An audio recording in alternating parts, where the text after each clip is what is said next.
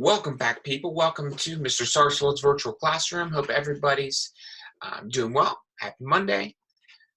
Time for us to get to work. So this video is going to be directed for my government students. It's going to look at the first lesson for week 1, which is titled Economic Principles and Policies. If you have questions or you want to learn more, hear me explain concepts, watch the rest of this video. That is what it is for. All right, so I'm basically just going to go through the lesson in its entirety, talk about key points that I want to reinforce and I want you guys to understand. All right, so bear with me. All right, so it's all about the basic principles of economics. I loved economics when I took it in college. Some of the best grades I got in college were in this because it was very relevant to my lives and the country as a whole. So basically, you're going to look at supply and demand, opportunity cost, a bunch of different inflation, deflation, a bunch of different terminology and concepts that really you see on the news every day. And in regard to supply and demand determines the price and the money's value, right? The price of goods. So as supply goes up, normally that should correspond with a rise in demand. So if demand goes up and supply goes up, the price will remain constant. Okay. However, if supply goes up and demand drops, and there's an excess or surplus of some supply or product, the price will fall then. Right? If there are 2 million iPhones created, for example, and people only want to buy 1,000, the price of the iPhones will come down drastically because they want to sell as many as possible. On the 6th slide, you're going to see opportunity cost. Opportunity cost is one of the most important ideas for you all to get your minds wrapped around because it relates to our everyday lives. It's going to be whether you make this idea will help you make responsible economic decisions for the rest of your life. So Plato gives an example of buying tickets. So let's say you want to go to a baseball game. So you skip work to go to a baseball game. And you have to buy the tickets, so you have to pay for the tickets, but you also lose the money that you would have earned if you would have went to work. So going to a game, whatever benefits you get out of that, has some economic price. You're paying for the tickets and you're also not getting paid for work. So that would not be a smart decision to go to that game unless you had a savings stacked up and you could afford to not go to work. So basically, we have to analyze every one of our decisions to see what the pros and cons are. Right? If you have rent due at the end of the month and it's $300, but you also want 2 new pairs of shoes that are $200, you have to prioritize. You might not be able to get the shoes. You might have to save up over a period of months to get the shoes you want. Right? So this is something that's going to help you make responsible decisions for hopefully your entire lives. But you always have to understand that there are positives and negatives for every decision. And the positives need to outweigh the negatives.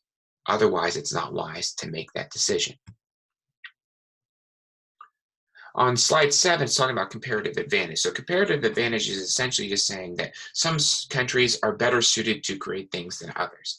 For example, Brazil. Brazil has a climate that makes growing coffee there very, very easy. United States, Ohio, does not have a very good coffee growing environment or ecosystem, right? Climate. Therefore, we import coffee from Brazil. On the other hand, America has great car production facilities. Right? Honda makes cars in Marysville, Ohio. Brazil, on the other hand, does not have those facilities. Therefore, they import a lot of cars from America. And another example would be China. China does not have minimum wage laws, and if they do have some form of that, the wages they require are very low. 50 cents a day, 50 cents an hour. America, we have minimum wage laws where workers have to make roughly $9 an hour now, right? Across the board. It doesn't matter. So because of that, a lot of companies relocate to countries like China that have low minimum wage so they can make more money. Right? So that is that comparative advantage. Some places are just better suited to produce things. Some countries. Moving on along, slide 8 is talking about economic indicators that can show us if we're doing well as a country or if our economy is doing is progressing negatively. GDP is consumer price index, right? Or no, that's not the, but it's the gross domestic product. So that's every total dollar amounts of goods, services, and structures created within a year. In a good year, that would go up. In a bad year, that's going to go down. Consumer price index, that's analyzing the value of the dollar, basically, right? General price changes occurring in economy throughout a year. And lastly, unemployment. Unemployment currently is skyrocketing because of the current COVID-19 crisis. People cannot or are getting laid off from work. Skipping on along here, we're going to look at expansions and contractions in economy. Expansion is just a term for growing. Something is getting bigger, right? Going up the curve toward the peak. The peak is the highest point, and contraction is when the business index or curve is going down. Something's shrinking if something is contracting. So over time, inflation is natural. It means that over time, stuff gains value. A cup of coffee in 1900 is not what a cup of coffee today costs. Right? $1 in 1900 would go further than $1 today would go further than $1 today would. And over time, so basically, inflation causes money to lose its value. Right? It doesn't make sense because inflation is stuff costing more money, but then it causes money to lose its value.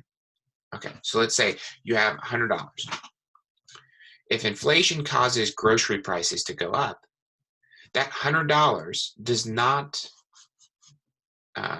is not valued as much because you can't buy as much now with that $100 because of inflation.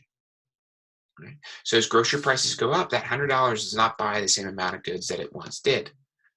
Deflation, on the other hand, is when it's the opposite of inflation. It is when the value of the United States dollar goes down. Right? Therefore, the dollar grows in value during a time of deflation. So as grocery prices go down during inflation, that $100 will now buy you more goods, so it's valued more. Okay? So inflation and deflation affect how much we have or how much purchasing power we do have. So we want inflation to gradually increase and not increase very fast.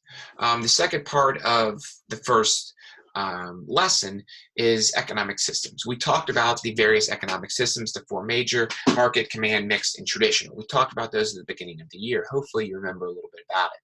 Market economy is what we have here.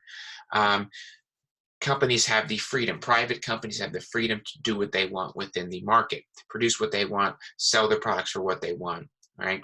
Command economy is what communist nations have. That is when the government owns the means of production and distribution, easy for me to say, and there's little consumer choice.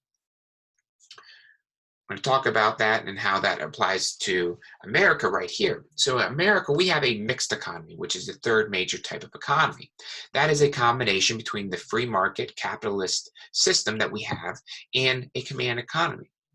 We have that free market. Apple is a private company that can do what it wants. However, the government steps in a command role to make sure that companies are following rules.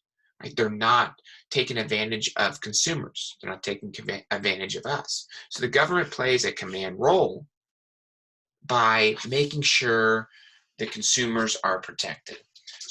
So in America, we have a mixed economy, which is a combination of a free market and a command economy put together. It's a mixture of both of those.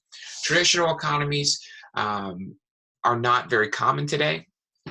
They are primarily in underdeveloped countries such as, or continents in general. So you'll see them in Africa, parts of Asia, South America. These are areas where there's still tribal cultures where they don't use money, they barter and trade things in place of monetary transactions. So maybe I would trade a chicken for the vegetable someone would grow in their garden. That's what a traditional economy is set upon. Capitalism, once again, is the government should not play a big role within the economy, and it follows a laissez-faire, which hopefully you remember me saying that a lot, or a hands-off approach to the economy where the government is hands-off and companies can do as they please. Once again, we do not have a pure capitalistic system here in America. We have a blend. The government does step in when it's needed.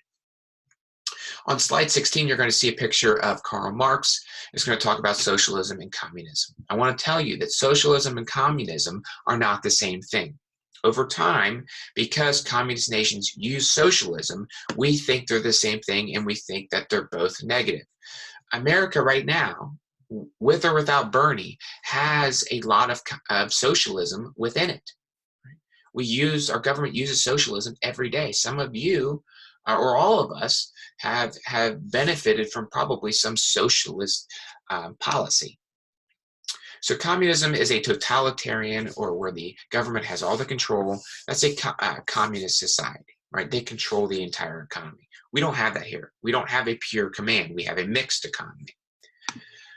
Our mixed economy has a part of socialism. That's that command part to our economy. So let's say welfare, unemployment, healthcare, police, fire, hospitals, education. All of these are characteristics of how the government participates in our economy and has socialist tendencies. And so basically, the government's getting involved on a limited scale to make sure everybody is protected. It's not communist, right? It's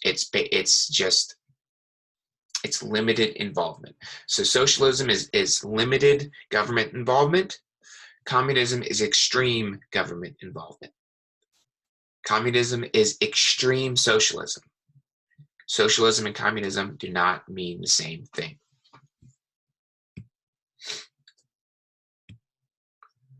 All right. Going through. At the end of the Plato lesson, there's a summary video. I recommend you watching that. Remember, on that left-hand toolbar, left-hand side of your screen on Plato, you will see a dictionary function, a read-aloud function, a translation function, and a highlighting function, and you can take notes as well. Please use those resources as you see fit to get the most out of these lessons.